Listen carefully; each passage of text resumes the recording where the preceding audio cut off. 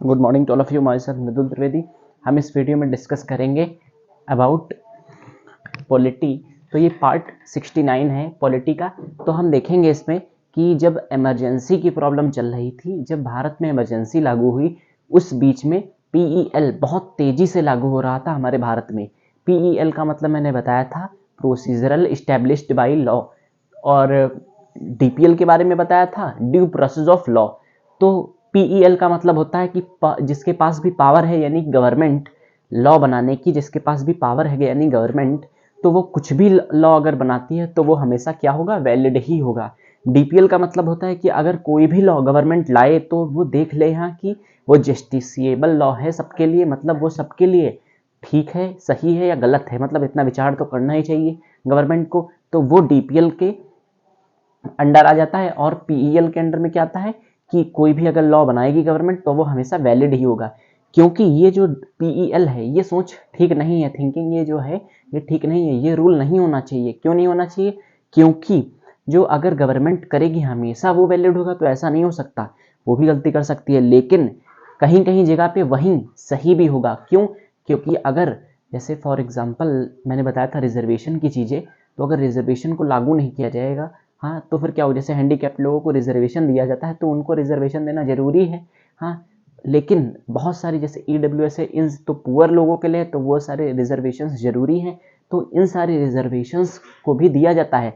तो बाकी लोग जिनको नहीं मिल रहा है, तो वो लोग अगर कहे, सभी लोग कहने लगे कि इक्वली ट्रीट करो, तो वो क्या हो जाएगा, तो वो पीईएल जो है अगर उस समय भी अगर डीपीएल को फॉलो गवर्नमेंट करेगी तो क्या करेगी, तो उसको इम्प्लीमेंट नहीं कर पाएगी जो लॉ होगा। इसीलिए पीईएल को रखा गया है। तो पीईएल भी जरूरी है अपनी जगह पे, डीपीएल भी अपनी जगह पे बहुत जरूरी है। तो अब हम देखेंगे कि हमारे भारत में, इंडिया में, पीईएल यानी procedural established by law and DPL due process of law, ये दोनों कैसे इंडिया में इस समय रेगुलर प्रैक्टिस में आए, तो हम ये बात डिस्कस करेंगे।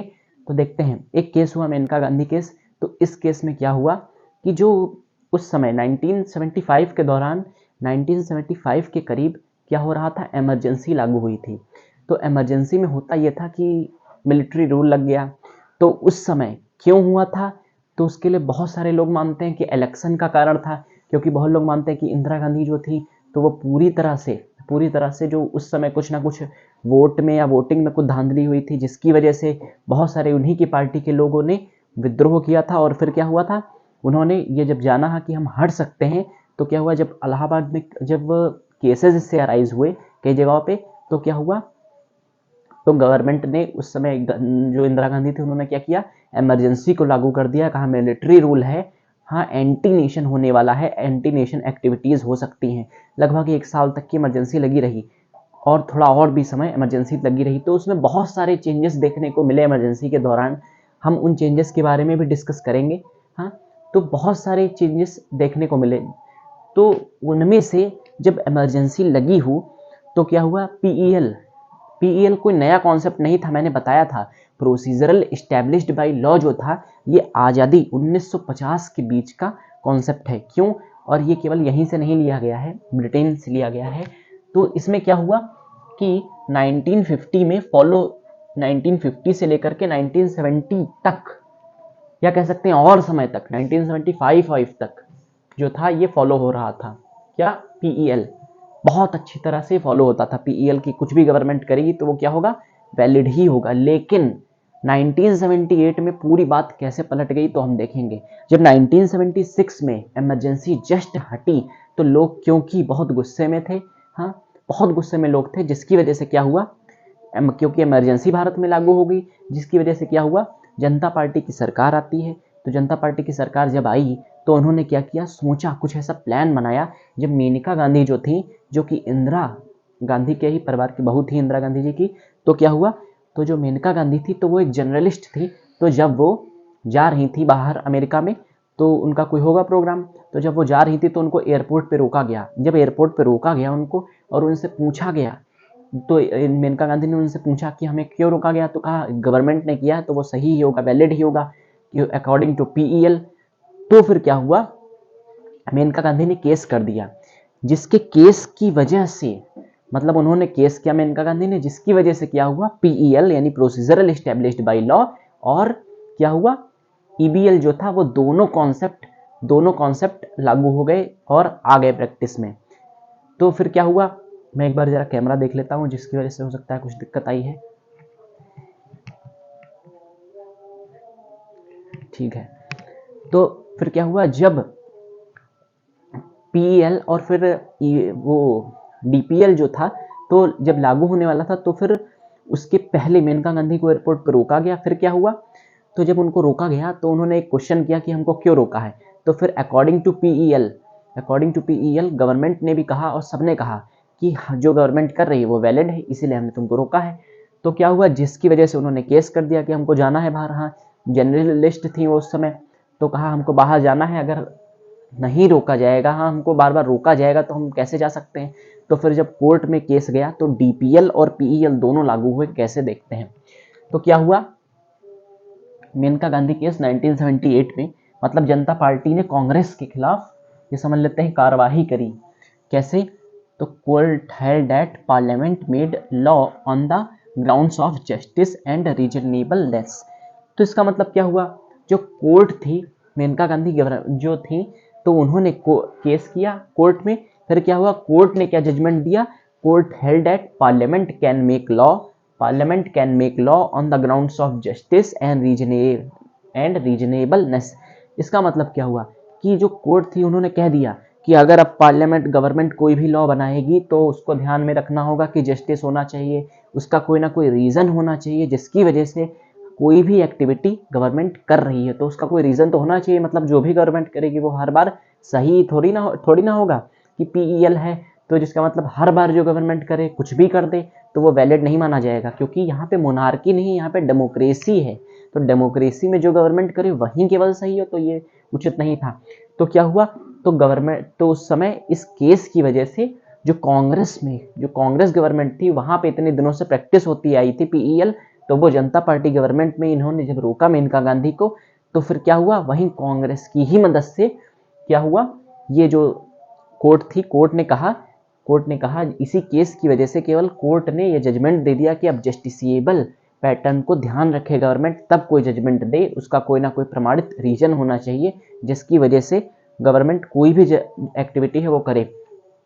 फिर क्या हुआ, पार्लियामेंट में दूसरी बात कही कोर्ट ने दूसरी बात क्या कही, कहा कोर्ट ने कि parliament should take care of golden triangle. मतलब क्या हुआ, जो गोल्डन ट्रायंगल था उसको पार्लियामेंट फॉलो करे। गोल्डन ट्रायंगल मतलब क्या है, यहाँ पे article 14, article 19 and the article 21। Article 14 किससे रिलेटेड है, तो यहाँ पे अगर हम वैसे देखें हो कि अगर जस्टिस की बात हो गई तो मतलब DPL जस्टिस, मैंने कहा था अगर जस्टिस को ध्यान में रखते हुए, रीजन को ध्यान में रखते हुए कोई भी अगर एक्टिविटी गवर्नमेंट करेगी तो वो क्या है, DPL due process of law, DPL है। तो यहाँ पे जो गोल्डन ट्रायंगल का मतलब था वो क्या है, तो अगर हम देखें आर्टिकल 14 का मतलब होता है इक्वलिटी बिफोर लॉ, मतलब कानून की नज़र में सभी समान हैं, कोई छोटा बड़ा नहीं है। तो इसको गवर्नमेंट ध्यान में रखे जब कोई भी एक्टिविटी करे, कोई भी लॉ बनाए। फिर क्या करे, आर्टिकल 19 राइट टू फ्रीडम, मतलब कोई भी कहीं भी जा सकता है, राइट टू फ्रीडम को ध्यान में जरूरी ही रखना है। तो कोर्ट ने कहा कि किसी की भी फ्रीडम हर्ट ना होने पाए, अगर उसने कोई भी एंटी नेशन एक्टिविटी नहीं करी है तो कम से कम उसके पास राइट टू फ्रीडम का अधिकार तो कहीं भी जा सकता है, कहीं भी आ सकता है। फिर क्या हुआ, आर्टिकल 21 का मतलब क्या होता है, तो राइट टू लाइफ।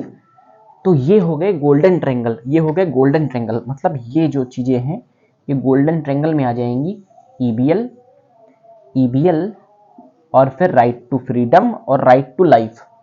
तो कहा कि ये जो गोल्डन ट्रायंगल है, आर्टिकल 14, आर्टिकल 19, आर्टिकल 21, इनको ध्यान में रख करके गवर्नमेंट कोई भी क्या करे, जजमेंट दे। अब बात करते हैं जैसे आर्टिकल 14 यानी कि इक्वलिटी बिफोर लॉ, कानून की नज़र में सभी समान हो। तो ये लॉ जब भी आएगा, जब गवर्नमेंट इसको ध्यान में रखेगी और कोई भी लॉ लाएगी तो फिर क्या करेगी, सबको समान रखने के लिए यहाँ पे क्या होगा, भारत में क्योंकि इतनी ज़्यादा डाइवर्सिटी है तो रिजर्वेशंस लॉ भी लाने पड़ते हैं। तो गवर्नमेंट उस पर्सपेक्टिव से भी कर सकती है काम। मतलब ईबीएल को जब ध्यान में रखिए कानून की नज़र में सभी समान होंगे, तो चाहे वो कोई भी बड़े से बड़ा अगर व्यक्ति है, छोटे से छोटा व्यक्ति है, तो क्या होगा, तो उन सबके लिए इक्वल ट्रीटमेंट हो सकेगा। फिर राइट टू फ्रीडम की अगर बात आती है, सभी को इधर उधर जाने का कहीं भी अधिकार है, तो क्या होगा, जो डेमोक्रेसी है वो मोनार्की में नहीं बदलेगी या ऑटोक्रेसी में नहीं बदलेगी। जो डेमोक्रेसी है वो जब जनता की सरकार है तो वो कुछ भी कर सकती है जनता, लेकिन एंटी नेशन एक्टिविटीज़ नहीं। तो उसके पास अपनी एक फ्रीडम होगी, जो यहाँ के लोग होंगे। तो फिर क्या होगा, राइट टू फ्रीडम को भी ध्यान में रखें। राइट टू लाइफ मतलब कुछ भी लाइफ में अपने आप को एक्सप्रेस करने का व्यक्ति को पूरा अधिकार है। तो इन सारे गोल्डन ट्रायंगल को, इन बातों को ध्यान में रखना है किसको, गवर्नमेंट को, जब वो कोई भी लॉ बनाए। फिर मतलब घुमा फिरा के पीईएल और डीपीएल दोनों को लागू करने की बात कही गई है। फिर क्या हुआ, so DPL is coming in the country due to this case, इसकी वजह से डीपीएल हमारे देश में आ गया। लेकिन फिर भी so in India both DPL and PEL in practice, लेकिन जब डीपीएल भी आ गया और पीईएल तो था ही, तो फिर क्या हुआ, वैसे डीपीएल भी कहीं कहीं फॉलो हो रहा था, तो पीईएल और डीपीएल दोनों जब आ गए भारत में, तो फिर क्या हुआ, क्योंकि अगर ये दोनों ही नहीं है तो भारत जैसे देश में काम करना असंभव है। क्यों, ताकि जैसे यहाँ पे क्योंकि इतनी ज़्यादा डाइवर्सिटी है, तो जिसकी वजह से अगर गवर्नमेंट को कोई वो निश्चित ही है कि वो लॉ लागू ही करना है, हाँ जरूरत है, तो अगर बाकी लोग उसके लिए विद्रोह कर देंगे, तो उस समय अगर गवर्नमेंट ये देखने लगे कि जस्टिसेबल है या नहीं है, या कोई बहुत जल्दी से जजमेंट्स लेने हैं, हाँ और बहुत कम टाइम है, तो अगर उस समय भी अगर ध्यान में रख रही है कि जस्टिसेबल है या नहीं है, किसके ऊपर इम्पैक्ट पड़ेगा, तो क्या होगा, लॉ आने में देर होगी, जिसकी वजह से कुछ भी डिजास्टर जैसे सिचुएशन बन सकती है। तो फिर क्या हुआ, पीईएल कहीं कहीं पे जरूरी भी है। इसका मतलब होता है पावर टू टेक डिसीजन या power to make law. DPL का मतलब क्या मैंने बताया था कि should ensure law is justiciable for all. तो इस समय भारत में डीपीएल और पीईएल दोनों प्रैक्टिस में है। तो ये हमने देखा। Thank you, have a nice day. Please take a screenshot.